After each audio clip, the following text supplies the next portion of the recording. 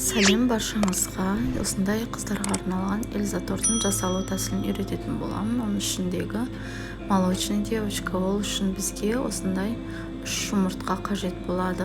3 жұмыртқамызды жақсылап миксерлейміз көпіргенше. Осыны миксерлеп болғаннан кейін біз сливочный сары майымызды водяной баняда немесе микроволновкада ерітіп аламыз. Неге құйдым ерітіп, енді сгущенкамызды құямыз үстіне. Осыны жақсылап миксерлейміз. Бір келкі болғанша миксерлеп аламыз. Сосын үстіне ұнымызға мінекей жақсылап миксерлеп алдым. Енді үстіне ұнымызға разрыхете салып, барлығын саламыз. Мінекей барлығын салып, бір келкі болғанша миксерлейміз. Осындай сұйықтау болады, шлей қой болмайды. Осындай пергамент қағазға кальциямен 22 формада сызып алдым. Сөйтіп 4 ас қасықтан сала отырып, осылайынан жайып аламын. Жұқалау болады. Молочный девочканың қамырлары жұқа-жұқа, өте нәзік, әдемі болып пісетін болады.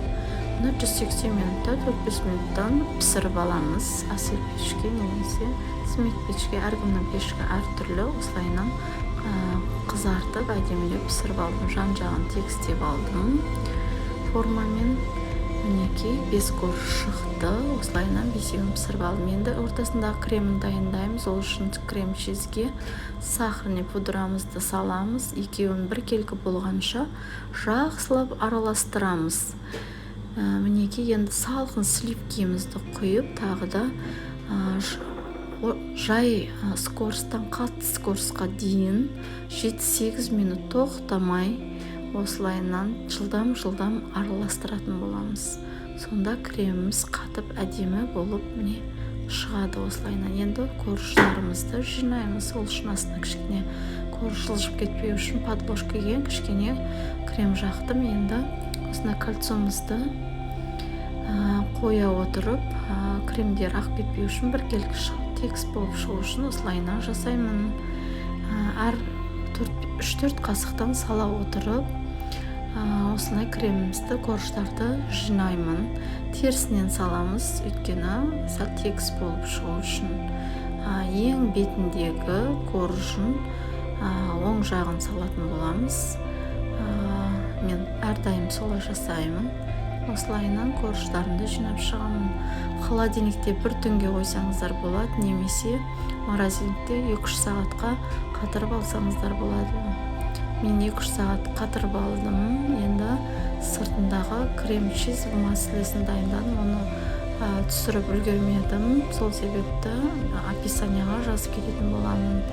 Мінекей осылайынан айналдыра отырып, кремімізді жағып шықтым. Енді осыны тегістейтін боламыз. Мінекей барлығын жағып бір келкі тегіс болғанша осылайынан тегістеп шығамын. Айналдыра отырамыз бастапқысында, сосын үстіндегісін тегістеп шығамыз. Осылайынан бір келкі болу керек, теп-тегіс болып шығады. Мінекей меніңкі осындай тегіс болып шықты. Мінекей осылайынан бір келкі қылып тегістеп алдым. Сыртындағысын енді холодильникке қойып, бетіндегі оформлениесін жасасаңыз болады. Мен осындай Эльза оформлениесін жасадым. Сыртындағы изумальттан жасалған кәмпиттеріміз, мастикадан осындай қарларды жасадым.